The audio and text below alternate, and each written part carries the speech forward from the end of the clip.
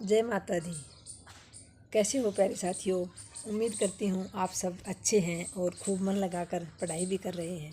मैं हिंदी व्याख्याता कविता शोराण एक और नया वीडियो लेकर आपके सामने हाजिर हूँ। आज है साथियों संडे। सुबह सुबह का ज़रूरी काम ओके पूजा पाठ करके मैं फ्री हुई। फिर सोचा क्यों ना आपके लिए एक वीडियो बना दिया जाए ऐसा, जिससे आपको अपने लक्ष्य पाने में आपको सहायता मिले और आप अपने लक्ष्य के प्रति समर्पित हो जाएं। ऐसा एक वीडियो बनाने की सोची है साथियों।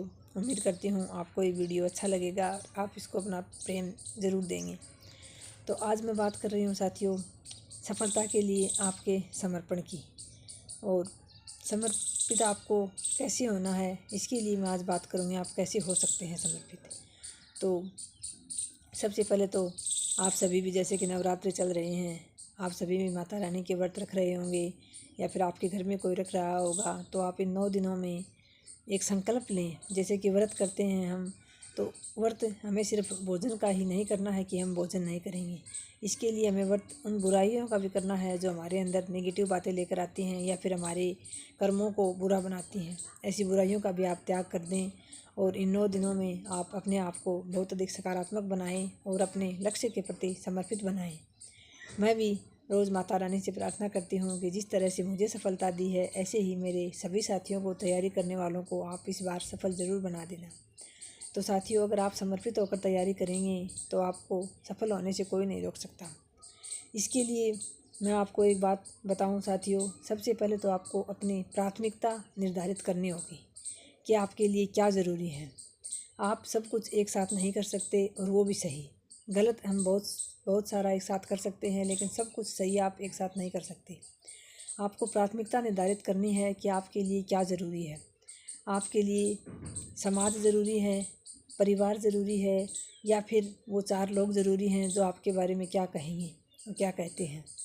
आपके पड़ोसी रिश्तेदार ज़रूरी हैं, या फिर इन सब से ऊपर आपकी अपनी प्राथमिकता, आपको अपने आप को खुश रखना, अपने आप को सुखी रखना, सुकून में रखना क्या ज़रूरी है।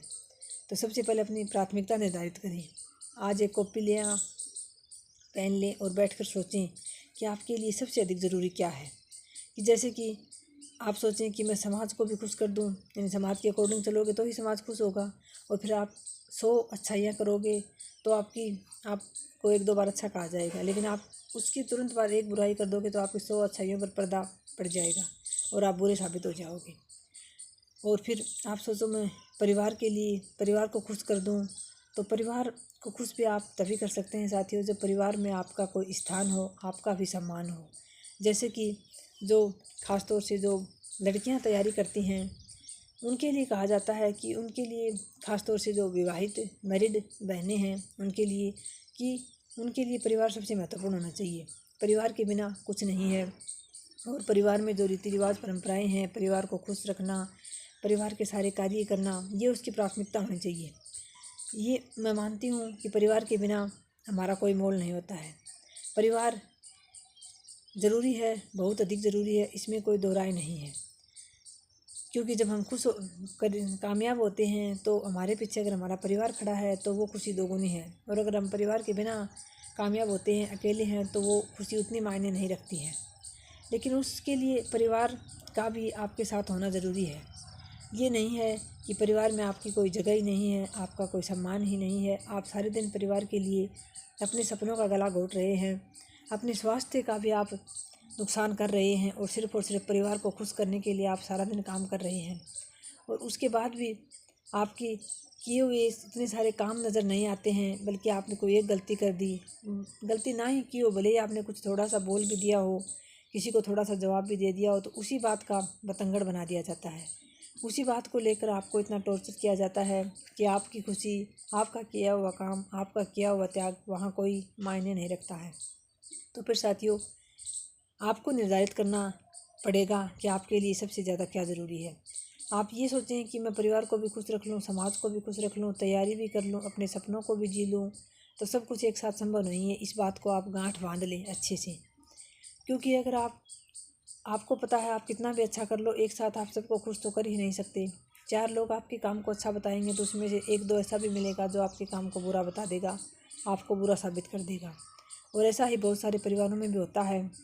एक आध ऐसा व्यक्ति जो हर बात पर कोई ना कोई आपकी चाहे छोटी सी गलती हो उसी को बहुत बड़ा बना सकता है। वो आपके लिए नकारात्मक विचार, नकारात्मक बात बुलवा सकता है। तो फिर मैं ये नहीं कहती, कभी भी मैं इस बात का समर्थन नहीं करती कि आप परिवार को छोड़ दें या फिर आप परिवार के साथ बुरा करें। आप अपनी तैयारी करें। मैं सिर्फ ये कह रही हूँ आपसे कि आप इस बात को प्राथमिकता दें कि आपके लिए सबसे महत्वपूर्ण क्या है। आप परिवार में रहते हुए अपने काम पर फोकस करें। खुश करने की कोशिश ना करें परिवार में, क्योंकि परिवार को खुश करेंगे तो परिवार वाले ना तो कभी आप सबको खुश कर पाओगे और ना ही आप फिर अपने सपने को पूरा कर पाओगे। इसलिए आप ये प्राथमिकता तय कर लें कि आपको क्या करना है। सबसे पहले अगर आपका आर्थिक रूप से सबल होना ज़रूरी है, आपका आत्मनिर्भर होना ज़रूरी है, तो आप पहले अपने, या फिर आप आर्थिक रूप से भी चलो आपकी सारी ज़रूरतें पूरी हो रही हैं, आपका परिवार पूरी कर रहा है, सब कुछ आपको मिल रहा है, तो भी अगर आपके मन में कहीं ना कहीं एक सपना है कि मैंने इतनी ज़्यादा पढ़ाई लिखाई की है, इतनी मेरे पास डिग्रियां हैं, मैंने MA BEd तक किया है, पढ़ी हूँ, तो कम से कम मेरे कुछ काम तो आने चाहिए। कहीं भी आपके मन के किसी कोने में की उम्मीद है कि मैं कुछ कर लूँगी, तो आप अपने सपने के लिए तैयारी करना शुरू कीजिए। घर में आप अपना काम कीजिए, जो जितना कर्तव्य है आपका ईमानदारी से कीजिए, बस किसी से उम्मीद ना रखते हुए। ये सोचकर करेंगे कि मैं तैयारी कर लूँ, मैं अपने सपने को जीऊँगी, मैं आत्मनिर्भर हो जाऊँगी, नौकरी लग जाऊँगी, तो मेरे परिवार वाले मेरे पीछे खड़े रहें, मुझे बोलते रहें कि तू तैयारी कर ले, ला ये काम मैं कर दूँ, या फिर वो कहेंगे कि हाँ तुम कर लोगी, बार बार वो आपको मोटिवेट करेंगे। तो ऐसी बात नहीं है। कहीं भी कोई भी ऐसा व्यक्ति नहीं मिलेगा आपको जो आपको बार बार मोटिवेट करता रहे। मोटिवेट तो आपको अंदर से ही होना पड़ेगा, क्योंकि मोटिवेशन हमेशा अंदरूनी काम करता है, बाहरी मोटिवेशन काम नहीं करता है साथियों। क्योंकि आपकी परिस्थिति सबसे बड़ी आपकी मोटिवेट करने का काम करती है। परिस्थिति, अगर आपकी परिस्थिति ऐसी है या फिर आपके अंदर जुनून है, अपने सपने को पूरा करने के लिए आपके अंदर जुनून होना चाहिए। अगर आपके अंदर जुनून है तो आप कर जाओगे। अपने परिवार में रहते हुए अपने कर्तव्यों को पूरा कीजिए, बिना किसी से उम्मीद किए हुए और बिना ये सोचे हुए कि कौन क्या कह रहा है। अगर इस झंझट में पड़े रहे ना कि कौन क्या कह रहा है, पड़ोसी क्या कर रहे हैं, रिश्तेदार क्या कर रहे हैं, तो आप कभी सफल नहीं हो पाओगे। इन 9 दिनों में अपने आप को पूरी तरह से परिवर्तित कर लें। आप माता को माध्यम बनाकर कि इन 9 दिनों में हे माता मुझे इतनी शक्ति देना कि मैं अपने आप को बदल लूँ, आसपास के बारे में ना सोचूं, अपना काम ईमानदारी से करते हुए अपना कर्तव्य जो भी है। चलो आप बाहर नहीं जा सकते, कोई बात नहीं, आप 10 से 12 घंटे नहीं पढ़ सकते, कोई बात नहीं, दिन में 4 या 5 घंटे या काम करते हुए आप कोई वीडियो वगैरह सुन लो, या फिर दिन में 4 या 5 घंटे। अगर आपको अपना सपना पूरा करना है तो आपको अपनी नींदों का त्याग करना पड़ेगा। ज़रूरी नहीं कि आप 8 घंटे ही सो, 6 घंटे ही सो, आप 5 घंटे में भी आपका काम चल सकता है, क्योंकि आप अपने शरीर को जिस अनुसार डालोगे वो ढल जाएगा। आप अपने मस्तिष्क को, आप अपने दिमाग में जैसी बात बैठाओगे वो मान जाएगा। अगर आप उसमें नकारात्मक विचार बैठाते हैं, आप ये सोचते हैं कि मेरा नहीं हो पाएगा, मैं बीमार हो जाऊंगी, मेरा सिर दर्द हो जाएगा, नींद के बिना काम नहीं चलेगा, तो ये मस्तिष्क हमारा धारणा बन जाती है इसकी। ये अपने आप ही आपको ये दिखाने लगेगा कि आप कम सोओगे तो आप बीमार हो जाओगे, आपका सिर दर्द करेगा। और अगर आप इसमें ये विचार बैठा लो कि नहीं, मुझे अपने सपने को पूरा करने के लिए नींदों का त्याग करना है, कम सोना है और सीमित मात्रा में ऐसा पौष्टिक भोजन लेना है जिससे आपके शरीर में किसी चीज़ की कमी भी ना हो और आप अत्यधिक भी ना खाएं जिससे कि आपको आलस्य आए, नींद आए। ऐसा करते हुए आप अपने परिवार को साथ रखते हुए, साथ रहते हुए अपने परिवार की, और आप 4 घंटे 5 घंटे जितना भी आपको मिलता है उतना आप तैयारी करें। इस तैयारी के दौरान जैसे कि मेरी 1-2 बहनें हैं जो कई बार कमेंट्स करती हैं कि परिवार में ऐसे हो जाता है, वैसे हो जाता है, तो ये सारी चीज़ें जो होती हैं ये आपको रोकने के लिए होती हैं कि आप अपने सपने को पूरा ना कर लो, आप पढ़ाई करके तैयारी करके सफल ना हो जाओ। आप यकीन मानो, आप तैयारी कर रहे हैं उस समय आपके अंदर जितनी, आपके साथ या आपके सामने जितनी बुरी परिस्थिति आ रही है उतने ही आप मजबूत होकर और उसमें से निखर कर ही निकलोगे।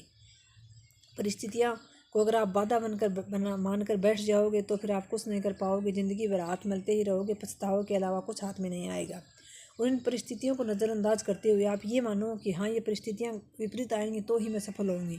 आप ये बात दिमाग में बैठा लो कि अगर परिस्थितियाँ अनुकूल मिलती रही, सब कुछ अनुकूल ही होता रहा, तो सफलता बहुत मुश्किल है। और विपरीत परिस्थितियाँ आएंगी, कठिनाई आएंगी आपके सामने, तो आप यकीन मानो आपका जीवन कोई बहुत बड़ा अच्छा मोड़ लेने वाला है, बहुत कुछ अच्छा होने वाला है आपके साथ। क्योंकि भगवान भी परीक्षा लेता है कि ये इस परीक्षा में सफल होता है या नहीं होता है। तो कोई बड़ी चीज़ देने से पहले भगवान हमारी परीक्षा लेता है, और उस परीक्षा में अगर आप सफल हो जाते हैं तो आपको फिर आगे जाके खुशियाँ ही खुशियाँ मिलती हैं। और अगर उस परीक्षा में आप सफल नहीं हो पाते हैं तो फिर आप उम्र भर जीवन भर सिर्फ पछताते ही रह जाते हैं। इसलिए आज ही अपनी प्राथमिकता तय करें कि आपके लिए क्या ज़रूरी है।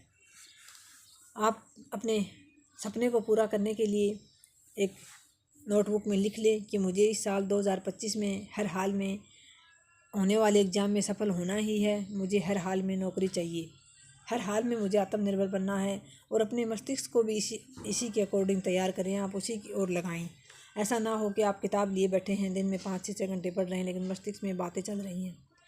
आप किसी को बदल नहीं सकते हैं, ये बात तय है, मानकर चलिए। हम किसी और से उम्मीद क्यों करें कि वो बदल जाएगा हमारे लिए, वो हमारे लिए कुछ अच्छा करेगा, अच्छा बोलेगा, या परिवार के लोग हमारे लिए अच्छा करेंगे। आप खुद को बदल लीजिए ना। दूसरे से बदलने की उम्मीद करने के बजाय खुद को बदल लेना बेहतर है और आसान भी है, क्योंकि दूसरे को बदलने के चक्कर में दूसरा तो बदलेगा नहीं, आप अपना भी जीवन जो है वो नरक बना रहे हैं, उसको भी आप बिल्कुल जी नहीं रहे हैं ढंग से। जबकि आप खुद बदल लेंगे तो सब कुछ आपको बदला हुआ लगेगा। एक बार आप सफल हो जाएंगे, आपका परिवार भी आपके साथ रहेगा, सब कुछ अच्छा हो जाएगा।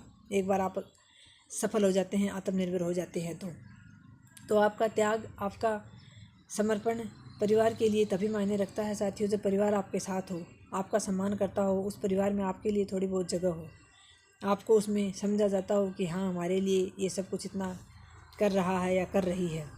अगर ऐसी बात नहीं है तो फिर आपका सबसे पहले आत्मनिर्भर होना ज़रूरी है, उसके बाद सब कुछ अच्छा हो जाएगा। आपका परिवार भी आपके साथ रहेगा, समाज भी आपका सम्मान करेगा, और आप सबको खुश कर पाओगे। रिश्तेदार, पड़ोसी, कोई आपसे नाखुश नहीं होगा। बस आप खुद को खुश रखेंगे, खुद के सपने के लिए जिएंगे। तो साथियों, सबसे पहली प्राथमिकता सभी के लिए यही कहना चाहूँगी, प्राथमिकता खुद को खुश रखने की होनी चाहिए। क्योंकि खुद को तो हम खुश रख सकते हैं, बाकी सबको नहीं रख सकते। एक व्यक्ति को रख सकते हो, 2 को रख सकते हो, सबको नहीं रख सकते। जबकि खुद को खुश रखोगे तो बाकी सब अपने आप खुश हो जाएंगे। तो वीडियो ज़्यादा लंबा हो जाएगा, आज की बातों को मैं यहीं समेटती हूँ साथियों। आप बस, मेरा वीडियो बनाने का उद्देश्य इतना सा ही है कि इन सब से प्रेरणा लेकर अगर 2 से 4, 1 या 2 बहनें या भाई अगर प्रेरणा लेकर अपने लक्ष्य को पूरा करने के लिए समर्पित होता है, अपने लक्ष्य को प्राप्त करता है, तो मुझे बहुत बड़ी खुशी होगी। मेरा वीडियो बनाने का इतना सा ही उद्देश्य है। बस अपनी प्राथमिकता निर्धारित करते हुए उस पर काम कीजिए, उसमें लग जाइए। सभी को नवरात्रों की एक बार फिर से हार्दिक शुभकामनाएं। मिलते हैं नेक्स्ट वीडियो में। जय हिंद, जय भारत।